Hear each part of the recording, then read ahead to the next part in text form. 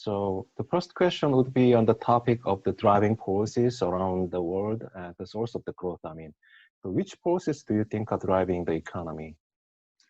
Yeah, so from my perspective, there's a handful of forces that are converging. So one of the first things you have is you have very affordable access to the cloud.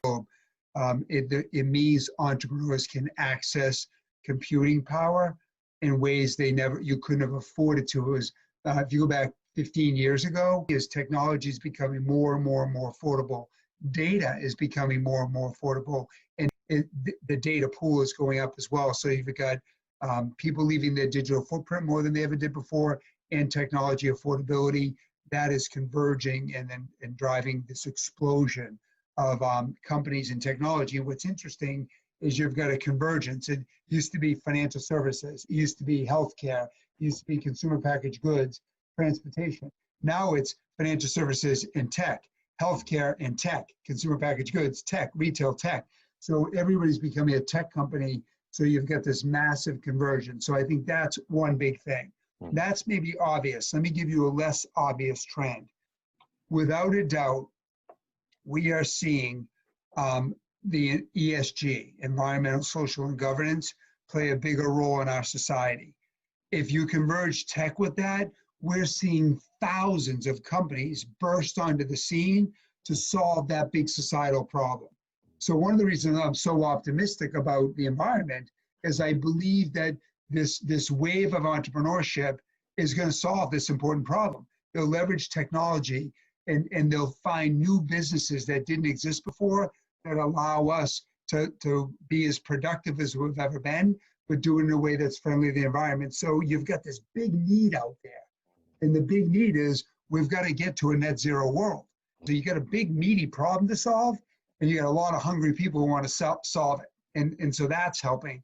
The last thing I would say is you've got, and this is one of the reasons I think Korea is performing so well, you have demographic shifts that are happening in the world. Like you have parts of the world have aging populations, Japan, Russia, United States is even aging.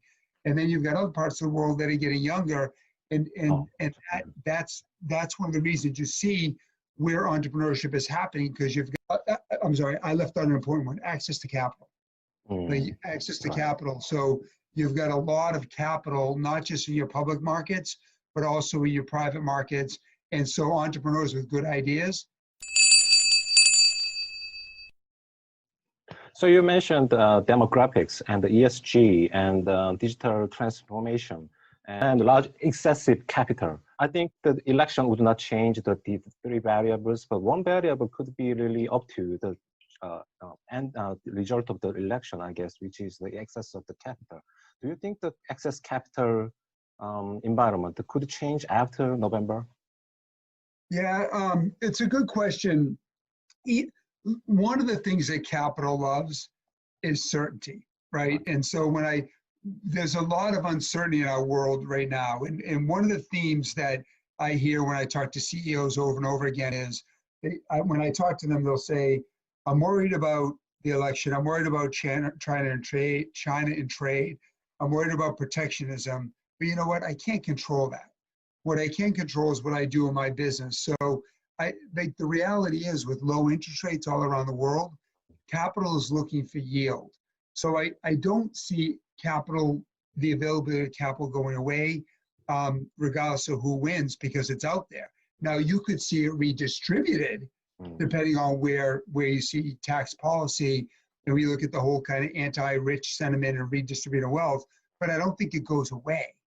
And so I don't see that whether you have a Biden or a Trump administration will affect the availability of capital, because it's out there right now and needs to be put to work. So overall, combining all the variables, how do you see the economy developing after the election? I think generally speaking, I feel good about the prospects for our global economy, generally speaking. Now, countries that will struggle is where you have hyperinflation or inflation or volatile foreign currency. So COVID has hurt small businesses, and they also are a growth engine to our economy. So as governments weigh in with stimulus, stimulus that's targeted to smaller businesses is going to help an economy. The best leaders should act upon the trend. Making the transformation from an entity that is solely focused on profits to a much broader group of stakeholders. That matters. I think it's a critical skill set of the next generation of CEOs. And your best companies today, they're pivoting how they think about the world. They're investing more in communities where they do business. They're investing in their people and a responsibility they have to develop their people, to upskill them. They're giving back to those who are less advantaged. So we're seeing the best leaders understand that it's not either or. It's not profits or society, it's both. And the best leaders are making that pivot. The second thing, without a doubt, is they are laser focused on driving productivity. Like, there's still a lot of room for productivity gains in business right now, and your best leaders are doing that. Like, you can't automatically go run a marathon. You've got to run a 5K, a 10K, a half marathon. The best leaders are doing what they need to do on productivity. Then they're also having the courage to reimagine how they do business. And I call that competing with platform companies. So businesses are realizing you're either going to be a platform company or you're going to lose to one.